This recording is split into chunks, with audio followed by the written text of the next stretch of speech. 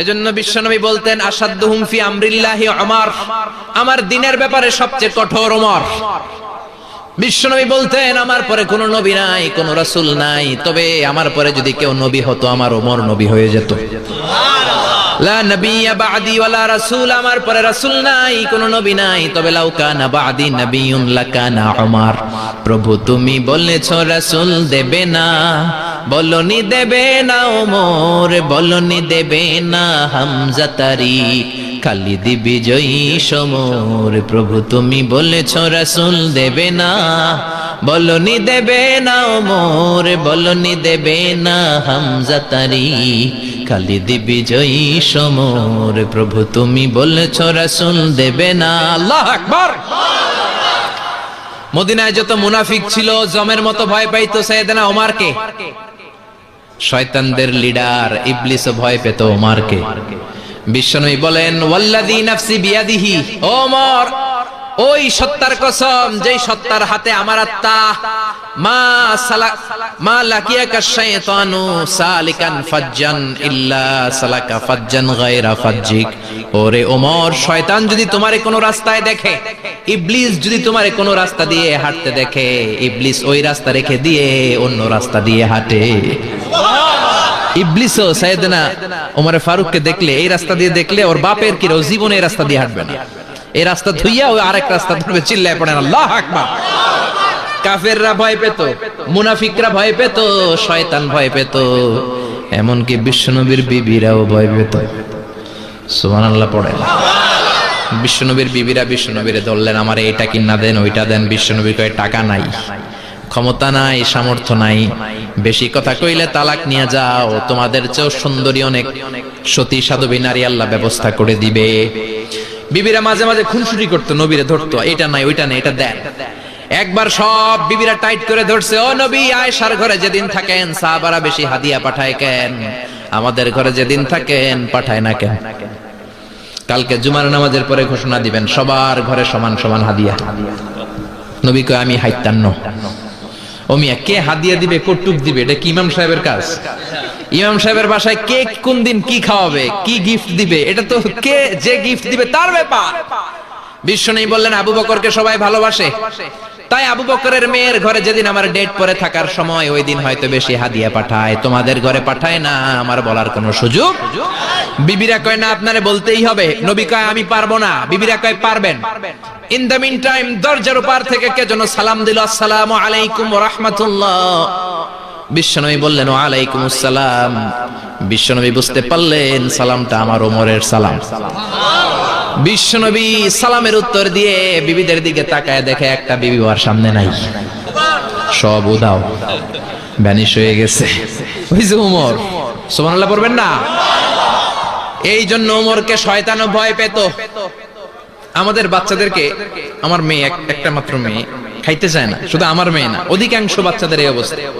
ওর আম্মু এদিক দিয়ে খাওয়ায়, আবার দৌড় দেয়, আবার আমি খাওয়াই, আবার কান্নাকাটি করে, বলে গল্প শোনাও, তাইলে খাবো। এখন গল্প শোনাইলেও খায় না। বর্তমান সময়ের ছেলে মেয়েগুলো এরকম, এত জ্বালাতন করে, খেতে চায় না তো বলতে হয় বাঘ আসবে, বাঘ, সিংহ আসবে, সিংহ, সিংহ মামা আসবে, ঘুমাও ঘুমাও, এগুলো আমরা বলি না? বড় দোষী তো আপনারা কি বলেন? বাচ্চা যদি না ঘুমায়, না খাইতে চায়, এগুলাই তো বলে। বাঘ আসবে, বিড়াল আসবে। মদিনাতে ওমরে ফারুক যখন খলিফা, মদিনার কোন বাচ্চারা যদি না খেতে চাইতো, না ঘুমাইতে চাইতো, মদিনার মায়েরা বলতো তাড়াতাড়ি ঘুমাও, ওই যে ওমর আসতেছে, ওমর। আল্লাহু আকবার। কি শাসক ছিলেন সাইয়েদনা ওমর! সবাই সমান, উনার বিধান, উনার রীতি সবার জন্য সমান। মদ খাওয়ার অপরাধে নিজের কলিজার টুকরা ছেলে আবু শাহমাকে 80টা বেত মেরেছে। হাদিসটা দাঈফ, তবে শিক্ষা আছে আমাদের জন্য। 80টা বেত মেরেছে। এক রাওয়ায়াতে পাওয়া যায় বেত মেরে ছেলেটাকে আহত করে ফেলেছে, আর এক রাওয়ায়াতে পাওয়া যায় পিটাতে পিটাতে ছেলেটাকে দুনিয়া থেকে শেষ করে ফেলেছে। ছেলের মুখে গন্ধ পেয়েছে। আর শরীফতা খামরান, কিরে মদ খাইছস? কয় না বাবা, শরীফ তো নাবিজ, আমি নাবিজ খেয়েছি। নাবিজ খাওয়া যায়।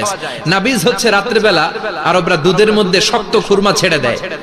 1 কেজি দুধের মধ্যে 10টা শক্ত খুরমা ছেড়ে দিলে সকালবেলা দুধের কালারটা সাদা থাকে না, শক্ত খুরমার রস টেনে ওটা লাল হয়ে যায়, খেতে বড় মজা। এটাকে বলে নাবিজ। কিন্তু সকালেই খেতে হবে। ওইটারে যদি 3 দিন জমায় রাখেন, 4 দিন জমায় রাখেন, ওইটাও গাঞ্জা হয়ে যাবে, ওইটাও তারি হয়ে যায়, মদ হয়ে যায়। সাইয়েদনা ওমরের ছেলে এই কাজ করেছেন, একটু তারির স্বাদ নেয়ার জন্য 4 দিন রেখে দিয়েছে। সাইয়েদনা ওমর বললেন, কি খাইছস? কয় মদ খাই নাই। নাবিজ খাইছস? এদিকে আয়। ইফতাহ ফামাক, মুখ খোল। হা করার পরে মুখের সামনে নাক নিয়ে গন্ধ দেখে, মদের গন্ধ, কলারটা ধরে মসজিদে নববীতে নিয়েছেন। ইন দা মিন টাইম মসজিদে নববীতে জোহরের নামাজ হয়। নিজের ছেলেকে মসজিদে নববীর উস্তুয়ানা বলে, উস্তুয়ানাতু মসজিদে নববী, মসজিদে নববীর পিলারে বেঁধেছেন। যেহেতু উনি খলিফা, মসজিদে নববীর ইমাম, জোহরের নামাজের ইমামতি করলেন। সালাম ফিরালেন, আসসালামু আলাইকুম ওয়া রাহমাতুল্লাহ, আসসালামু আলাইকুম ওয়া রাহমাতুল্লাহ। সালামের পর বললেন, মাকানাকুম ইনদানা হাদ, সুন্নতের পর বসে যাবেন, আমাদের একটা হদ আছে। আল্লাহর দেয়া যে বিধান, বিচার, এটাকে আরবিতে বলে হাদ, প্লুরাল হচ্ছে হুদুদ।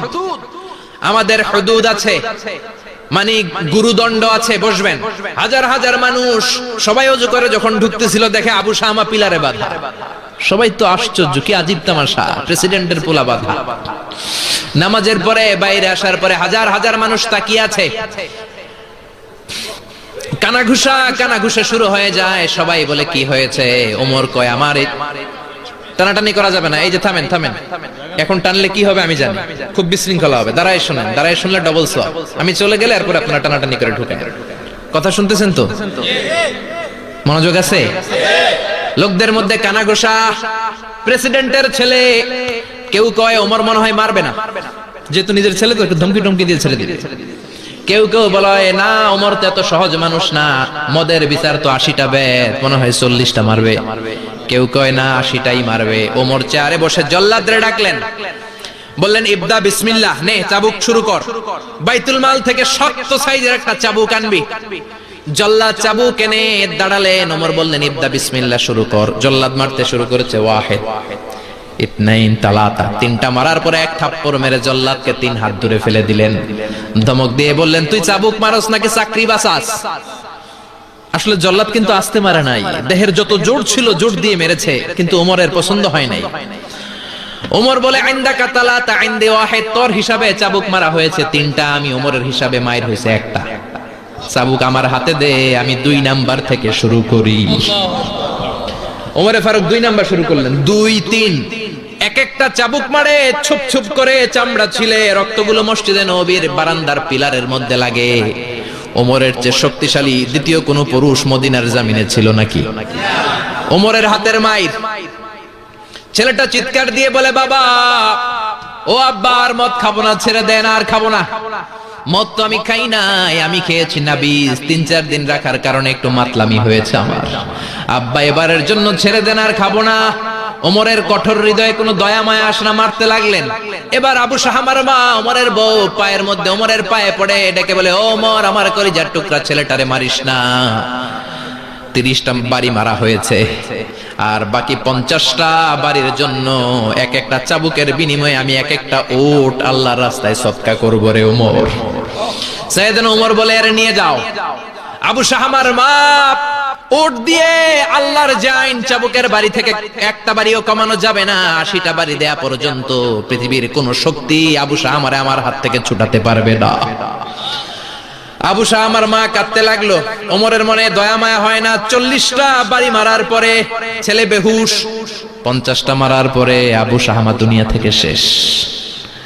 সবাই নিস্তব্ধ, নীরবতা, পিন ড্রপ সাইলেন্ট, পিন পতন নীরবতা। রাগে তখনও গড়গড় করছে ওমর। সাইয়েদনা ওমর বললেন, গোসল দে, জানাজা দে, কবর দে। কবর দেওয়ার পরে ওই কবরের উপর 51 নাম্বার থেকে মারা শুরু করলেন। 52, 53, 60টা, 70টা, 80টা চাবুকের বাড়ি কবরের মধ্যে, বিশাল বিশাল বড় বড় বাড়ি মেরে আঘাত করে আল্লাহরে ডেকে বললেন, আল্লাহ, আমার ছেলে হওয়ার কারণে, প্রেসিডেন্টের ছেলে হওয়ার কারণে আমি পার্সিয়ালিটি করি নাই, একটা চাবুকের বাড়িও কম দেই নাই। কিয়ামতের দিন তুমি আমারে জালিমদের কাতারে দাঁড় করাতে পারবা না। আল্লাহু আকবার। ওই ওমরের শাসন যদি দেশে থাকতো, দেশটারে মদিনা বানাইতো কে? এখন রিকশাওয়ালার পোলার জন্য এক নিয়ম, প্রধানমন্ত্রীর পোলার জন্য আরেক নিয়ম। কুলিওয়ালা ঠেলাওয়ালার জন্য এক নিয়ম, প্রেসিডেন্টের মেয়ের জন্য আরেক নিয়ম। জোরে বলেন ঠিক কি না? সবার জন্য যদি এক নিয়ম হতো, চুরি করলে যদি হাত কাটা হতো, জিনা করলে যদি পাথর মেরে গর্দানটা উড়িয়ে দেয়া যেত, বাংলার জমিনে আর কোনো চোর আর জিনাখোর পাওয়া যেত না। চুরি করলে হাত কাটো কার আইন? তবে এটা কলা চোর, মুরগি চোর, ডাব চোর, আম চোর না। যেই চোরগুলো একটা কলমের সিগনেচারের খোঁচায় দেশের হাজার কোটি টাকা মেরে দেয়, ওই চোরদের হাত আগে কাটতে হবে। জোরে কোন ঠিক কিনা? এক কলমের খোঁচায় শেয়ার বাজার খাইয়া ফেলায়, হলমার্ক খাইয়া ফেলায়, দেশের টাকা সুইজারল্যান্ডে পাঠায়, ওই চোরগুলার হাত। জোরে বলেন ঠিক কিনা? এজন্য বিশ্বনবী বলতেন, আসাদুহুম ফি আমরিল্লাহি উমর। আল্লাহর দ্বীন বাস্তবায়নে সবচেয়ে কঠোর সাহাবী ছিলেন ওমর। আবু বকর ছিলেন নরম, ওমরের মেজাজকে গরম বানাইছে কে?